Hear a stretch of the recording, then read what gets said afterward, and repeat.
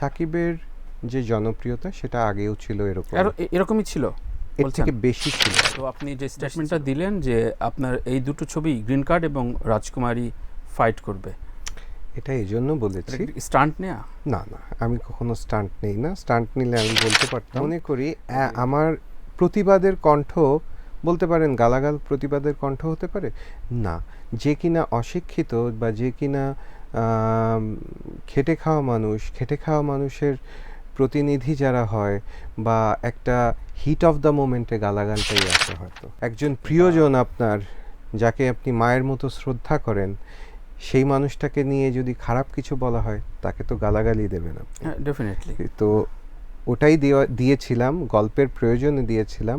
গল্পের প্রয়োজনে লেখা হয়েছিল, আমার নিজের মুখ থেকে আমি দেইনি। আমরা হলাম পুতুল, আমাদেরকে দিয়ে যেটাই করায় সেটাই।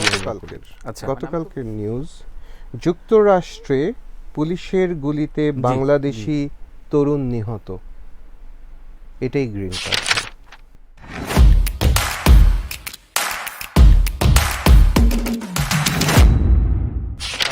সাথে কাজী মারুফ, আমার নাম তানভীর তারেক। আমি আপনাকে চিনি, আপনার পরিচয় না দিলেও, আমার কাছে পরিচয় না দিলেও হবে। Thank you. না, দর্শকরা জানলো যে আপনি আমাকে চেনেন, এটা আমি রেকর্ড রাখলাম। তাতে যদি আমার পপুলারিটি কিছুটা বাড়ে। না, ইনশাআল্লাহ, ইউ আর অলরেডি পপুলার। তো আপনি অনেক ভক্ত, অনেক নারীকুল বলছে যে আপনি ঢাকায় আসার পর সুন্দর হয়ে গেছেন। না, নারীকুল বলেনি। হ্যাঁ, অনেক আপনার কলিগসরা বলছে যে মারুফ ভাই তো হ্যান্ডসাম হয়ে গেল। Thank you. নিউ ইয়র্কে কি অযত্নে থাকতেন? না, নিউ ইয়র্কে খুব যত্নেই থাকতাম। নিজের দেশে এসে নিজের মাটির গন্ধে নিশ্চয়ই, মানে এয়ারপোর্টে নেমেই একটা বাংলাদেশের একটা আলাদা, মানে কি বলবো, ফ্রেগ্রেন্স আছে। রাইট। তো ওই গন্ধটা নিলাম। কতদিন পর আসলেন? 1 বছর। 1 বছর, আচ্ছা। এবার টপিকে আসি, সেটা হচ্ছে ঈদকে কেন্দ্র করে আসাটা কেন? এটা আগে থেকে প্ল্যান ছিল ঈদেই আপনি ছবিটা নিয়ে আসবেন? মোটামুটি আগে থেকে, মানে কি, যখন করলাম তো বেশ কিছুদিন ধরে আমি কিন্তু দেখছিলাম, I was just having a close look at the market. Okay, মার্কেটটা দেখছিলাম যে কখন মানুষ দেখে। আমার মনে হয় উৎসব মুখর দিন ছাড়া এখন সিনেমা হলে মানুষ যাচ্ছে না, উইচ ইজ অ্যালার্মিং। এবং আমার কাছে এটা বেশ ভীতিজনক বিষয়, ইন্ডাস্ট্রির জন্য ভীতিজনক। রাইট। তো আমি তাহলে বলতে পারেন আপনার একটা দায়িত্ব আছে, একটা নর্মাল ডেতে দিতে পারতাম। কিন্তু অনেক দিন পর কাজী মারুফের যে সমস্ত ছবি আগে রিলিজ হয়েছে, সেই ধরনের ছবি এটা কি না, এটা দেখার জন্য কিন্তু একটা উৎসব মুখর দিনে যদি আসে, তখন যখন মানুষ জমায়েত হবে, দেখবে, দেখার পর রিয়েলাইজ করবে যে এই ছবিটা different. Kazi Maruf has changed from his previous films. আগের ছবির মতো এখন করছে না। এরপরে কিন্তু আমি নর্মাল ডেতে রিলিজ দিলেও আমার ওই অডিয়েন্স ব্যাংকটা যাবে। আচ্ছা, এবার আসি, বেশ কয়েকটা জায়গায় বলেছেন যে ঈদে সাকিবের ছবি আর আপনার ছবিটাই ফাইট করবে, প্রতিযোগিতা করবে। সাকিবের ছবির সাথে আপনার ছবি এর আগে যখন রিলিজ হয়েছিল তখন সাকিবের এত জনপ্রিয়তা ছিল না, আমি মনে করি না। আমি মনে করি ভাইয়া, বা আপনার সেই অবস্থানের জায়গাটা, এই যে সময় বদলেছে, তার ভেতরে আপনার কন্টেন্ট নিয়ে এখনকার যে সাকিবের হাইপ, সেই জায়গায় কি কোনো রকম ভয় ভীতি পাচ্ছেন কিনা বা শঙ্কায় আছেন কিনা? না, আমি একটা কথা বলি, সাকিবের যে জনপ্রিয়তা সেটা আগেও ছিল, এরকমই ছিল, এর থেকে বেশি ছিল, আরো বেশি ছিল। Noted. Okay, noted and proven. আমি একটু ইঙ্গিতটা দিয়ে যাই। বেশি ছিল মানে 2 বিয়ে করার পর কমেছে বলছেন? না না না, সেটা আমি পার্সোনাল ইস্যুতে যাচ্ছি না। যে কোনো একটা কিছু হয়, বেশি থাকবে না, বেশি বাড়বে নয়তো কমবে। বেশি আগেও ছিল, এখনো আছে, কিন্তু জিনিসটা হচ্ছে কি, তখন কিন্তু নর্মাল ডেতেও সাকিবের ছবি রিলিজ হতো। রাইট। তাহলে কি আমরা এটা বলতে পারি না? তখনও কিন্তু এরকম 2-2.5 কোটি 3 কোটি এরকমই বাজেট ছিল সাকিবের ছবির। তখন কিন্তু বছরব্যাপী সাকিবের ছবি থাকতো। হ্যাঁ, মানে তখন হয়তো 10-20 লাখ টাকা পেতো, এখন 1-1.5 কোটি টাকা হাঁকাচ্ছে। ও কত রাডিক্যাল চেঞ্জ, তাই না?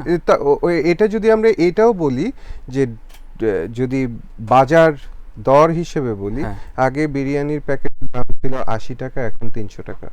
আচ্ছা, এটা কি আমি একটু বলতে পারি না? তো বাজার দর অনুযায়ী ঠিকই আছে বলছেন। ঠিকই আছে, বরঞ্চ আমি বলবো কমেছে। আগে করতো কতগুলো ছবি, 12টা ছবি করতো বছরে, এখন করছে 3টা ছবি, 4টা ছবি। ওকে, ফাইন। আমি আমি আমি কি বুঝাতে পেরেছি? একদম ক্লিয়ার। Clear? অর্থনীতি, জ্যামিতি, তো এই জিনিসটা লজিক্যাল। রাইট। আর সাকিবের যে জনপ্রিয়তা, ওটা আগেও যা ছিল এখনো তাই আছে, বরঞ্চ আমি বলবো ও ওটাকে ধরে রেখেছে, আচ্ছা, বরঞ্চ প্লাস হয়েছে, কিছু অডিয়েন্স প্লাস হয়েছে ওর, এটা বলবো।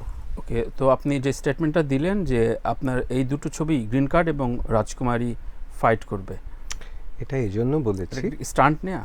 না না, আমি কখনো স্টান্ট নেই না। স্টান্ট নিলে আমি বলতে পারতাম, এই যে সব জায়গায় যখন জিজ্ঞেস করে আপনার ছবির বাজেট কত, তাই আচ্ছা। বাজেট কোনো বলার দরকার আছে? তুমি গল্প দেখো, budget is not a factor.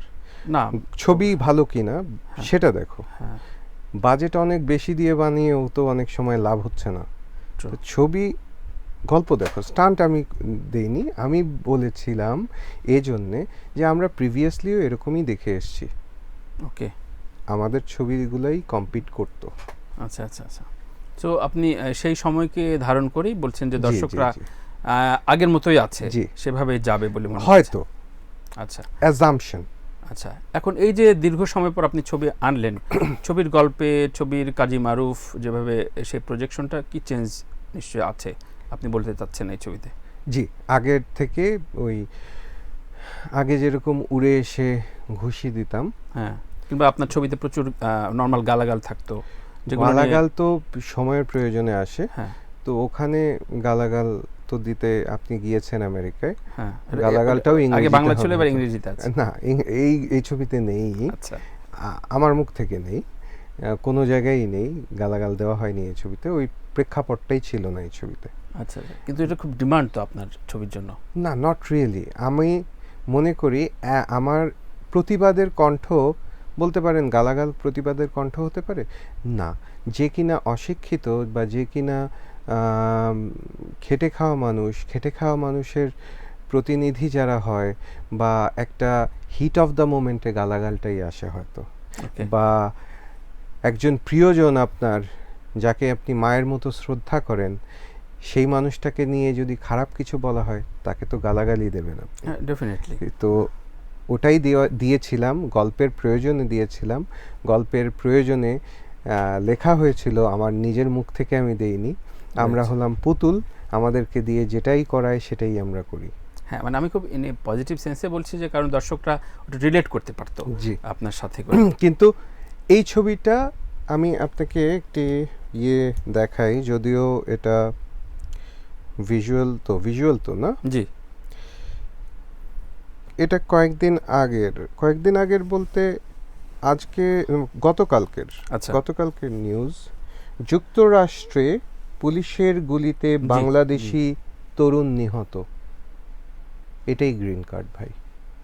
ওকে, তার মানে আমাদের যে নিপীড়িত জীবন, এবং কেউ বলছি, এর আগের একটা সেশনে আমি বলেছিলাম যে ঠিক মাত্র কয়েক মাস আগেই ডাঙ্কি বেরোলো, ইনফ্যাক্ট কিছুদিন পরে দ্য গোট লাইফ রিলিজ হতে যাচ্ছে, যে 16 বছর ধরে মালায়ালাম ছবিটা নির্মাণ হচ্ছে, সেটাও কেরালা থেকে মানুষ যখন সৌদি আরবে চলে যায় সেই নিপীড়িত জীবন নিয়ে।